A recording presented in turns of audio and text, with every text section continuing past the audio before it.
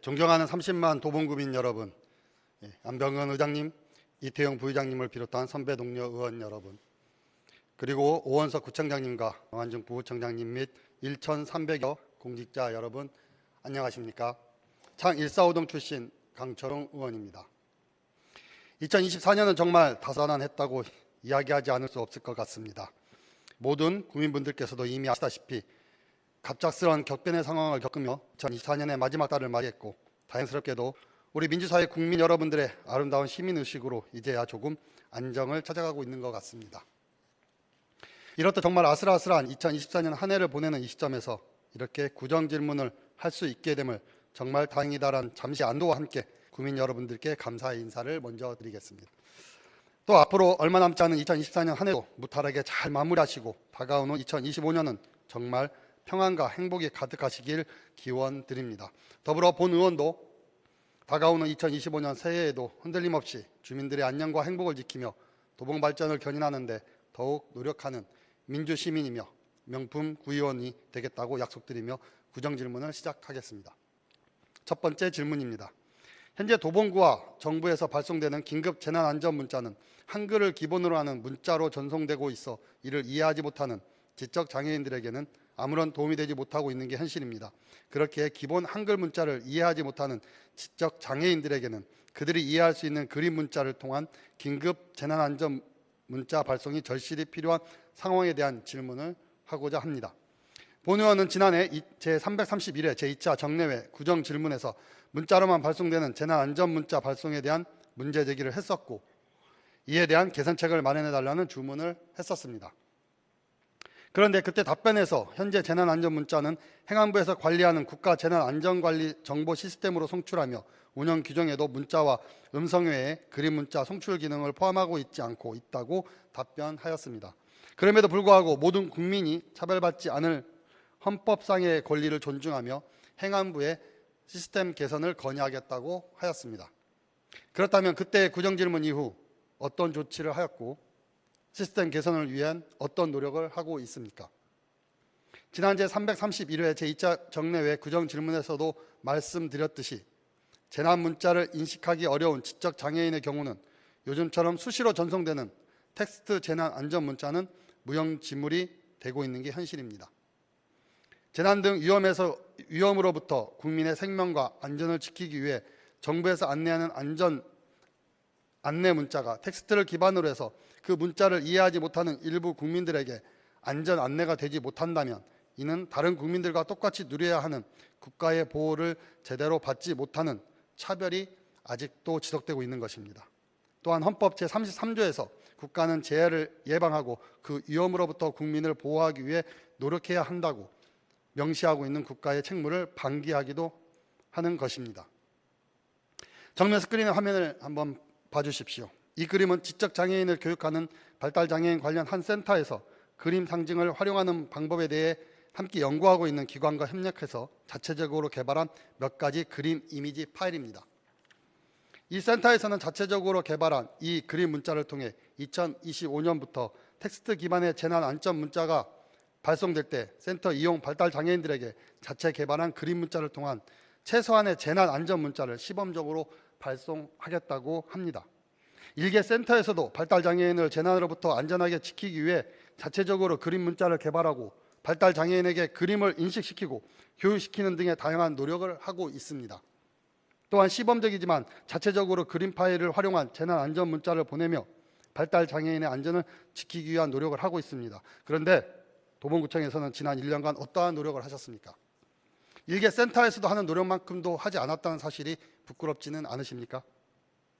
도봉구청에서는 안녕하세요, 도봉구청장입니다. 구정 주요 사항을 안내드립니다. 로 시작하는 문자를 매주 월요일 오전이면 어김없이 국민들에게 보내고 있습니다. 이는 다양한 경로로 신청을 받은 국민 핸드폰으로 구정을 안내하는 문자를 보내고 있으며 주민들도 구정 소식을 빠르게 받아볼 수 있는 장점이 있다는 게 사실입니다.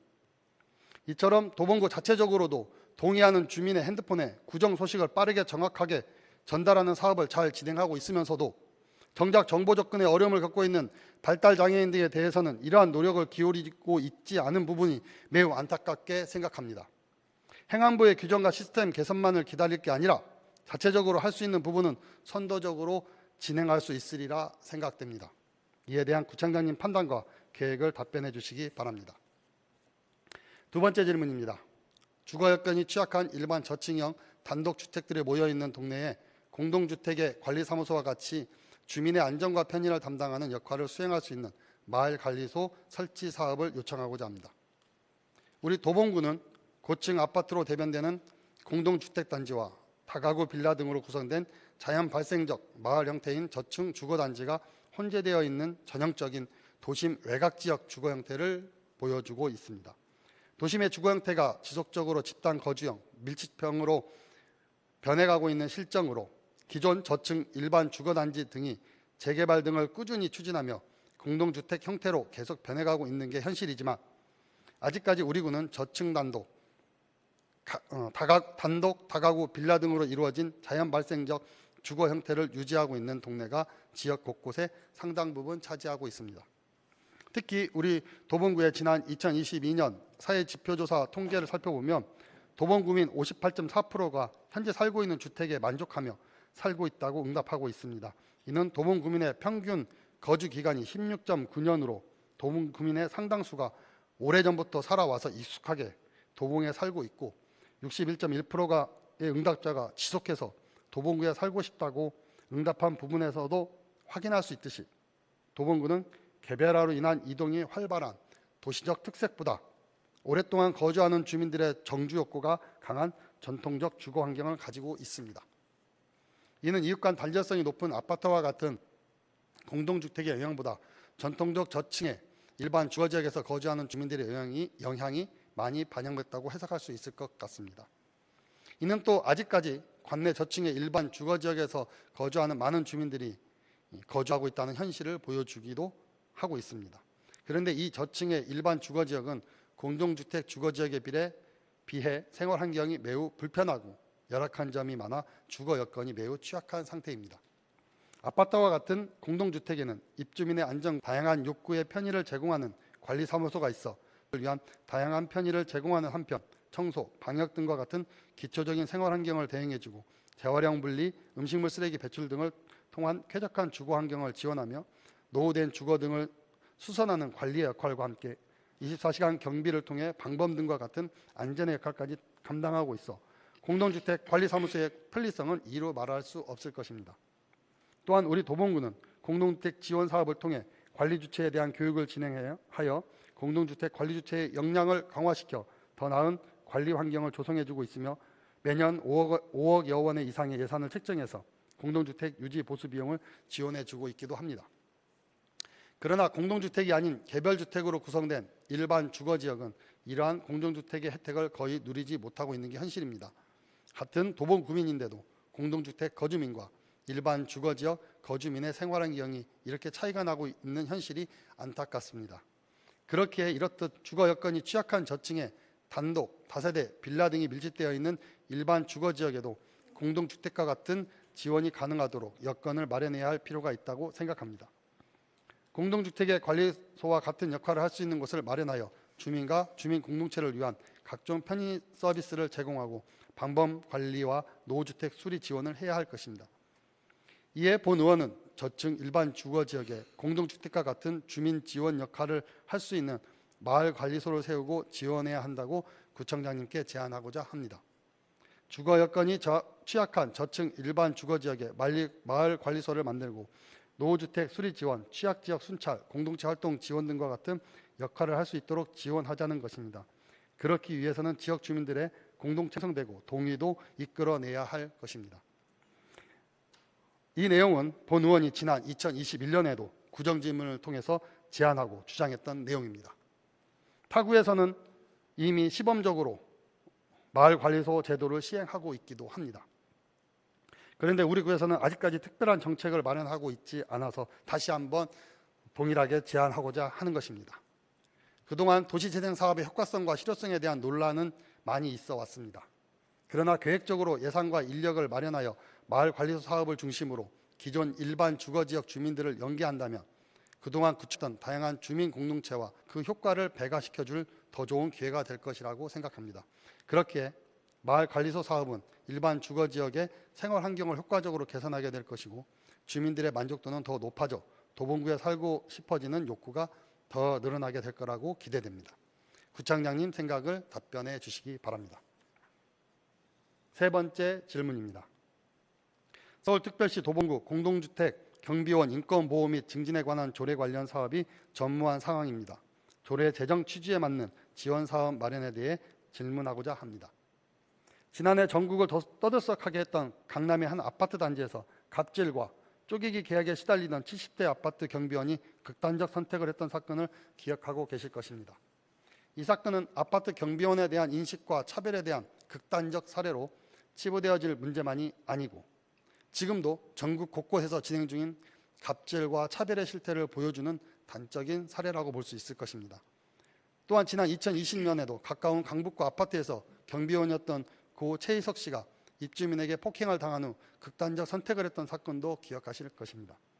이 사건은 전 국민의 공분을 샀던 사건으로 이 사건의 여파로 각 지자체들은 공동주택의 관리 감독에 대한 책임을 가져야 하고 경비원의 처우를 개선하기 위한 적극적인 노력을 해야 한다는 여론이 일어났습니다.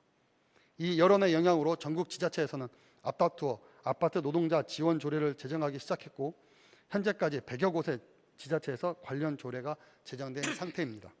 우리 도봉구에서도 지난 2020년 10월에 당시 이경숙 의원님의 대표 발의와 본 의원을 포함한 12명의 의원님들이 공동 발의해서 서울특별시 도봉구 공동주택 경비원 인권보호 및 증진에 관한 조례가 서울시에서는 5번째로 전국에서는 13번째로 제정되었습니다. 그러나 아파트 노동자에 대한 사회적 관심이 고조되고 이 조례가 제정된 지 4년이 지나가는 이 시점에도 아파트 경비원들의 열악한 환경은 크게 변화되어 보이지 않는 게 현실입니다. 관심이 반짝했던 시기에 일부 휴게실 개선 지원 정도에 머물렀던 게 전부이고 지금도 각종 갑질에 쪼개기 계약에 시달리고 있는 실정입니다. 지난 4년여간의 우리 구의 정책과 예산을 살펴봐도 경비원의 인권보호 및 증진을 위한 지원사업이나 근무환경 개선을 위한 지원사업, 정신적 고통에 대한 정신건강 서비스 등 조례에서 명시하고 있는 사업에 대한 내용은 어디서도 찾아볼 수 없는 형편입니다. 또 현재 우리 구 아파트 단지 내에서 경비원에 대한 차별, 기본시설 설치, 이용 현황, 인권보호를 위한 실태조사도 이루어진 적이 없으며 취약한 환경에 대한 행정지도, 관리 주체들을 대상으로 하는 인권침해 방지 교육이나 홍보의 노력을 한 흔적도 확인할 수 없습니다. 아파트 경비원에 대한 문제는 현재 진행형인 상황에서 공동주택 관리인 구에서는 조례에 따른 적극적인 역할이 절실히 요구되어집니다. 그렇게 구청장님께 조례에 따른 실태조사와 지원 사항을 하고자 합니다. 구체적 주시기 바랍니다. 네 번째 마지막 질문입니다. 65세 이후 장애인 활동 지원 서비스가 중단되고 장기 요양 서비스로 전환되면서 현저히 줄어드는 활동 지원 서비스 시간 문제에 대한 질문입니다. 장애인 활동 지원 서비스는 장애인이 장애로 인하여 하기 힘든 활동들을 활동 보조인을 통하여 보조받음으로써 일상생활을 주체적으로 살아갈 수 있도록 지원하는 서비스를 말합니다. 장애인 활동 지원은 장애인이 자신의 삶을 계획하고 관리하며 자신의 선택권과 자기결정권을 최대한 보장받으며 지역사회에서도 독립생활을 실현할 수 있도록 국가와 지자체가 지원하는 제도입니다. 이러한 장애활동 지원은 자원봉사와는 다른 개념으로 활동보조인은 임금을 받고 고용됨으로써 책임감과 전문 직업의식을 가지고 장애인의 선택권과 결정권을 존중해야 하며 장애인은 자신의 욕구와 바람을 당당하게 요청하고 자신의 장애의 특성에 맞는 활동 지원을 제공받을 권리가 있습니다. 이러한 취지에서 만들어진 장애인 활동 지원 서비스는 장애인의 사회 참여와 적극적인 사회 활동을 유지시키는 매우 중요한 역할을 하고 있으며 장애인의 독립생활을 가능하게 하는 매우 중요한 제도입니다. 장애인 활동 지원 서비스 주요 내용은 사회활동을 위한 외출 동행에서부터 등하교, 출퇴근 지원과 개인 위생 관리에서부터 신체 기능 유지, 증진, 식사 등과 같은 신체 활동을 지원하는 것과 청소, 세탁 등과 같은 가사활동 지원에까지 이어지며 그 밖에 의사소통 도움, 자녀 양육 보조 등에 이르기까지 다양한 활동을 지원하고 있습니다. 그런데 장애인 활동 지원 서비스는 만 6세부터 65세 미만자로 대상을 한정점을 안고 있습니다. 제도상에서는 만 65세가 넘어가면 그간 받아오던 장애인 활동 지원 서비스에서 노인 장기 요양보호법에 따른 장기 요양 대상으로 전환되도록 하고 있으며 다시 장기 요양 심사를 통해 요양 등급에 맞는 요양 서비스를 받게 됩니다. 이때 기존에 받던 장애인 활동 지원 서비스는 모두 중단되고 새롭게 장기 요양 등급 심사를 통해 등급이 책정되며 그 등급에 따른 요양 서비스를 받게 되는데 대부분의 장애인들이 사회활동을 위한 활동 지원 서비스 지원 시간에 많이 부족한 요양 서비스 시간을 지원받게 되면서 실질적인 사회활동이 중단되는 상황으로 이어지는 게 현실입니다.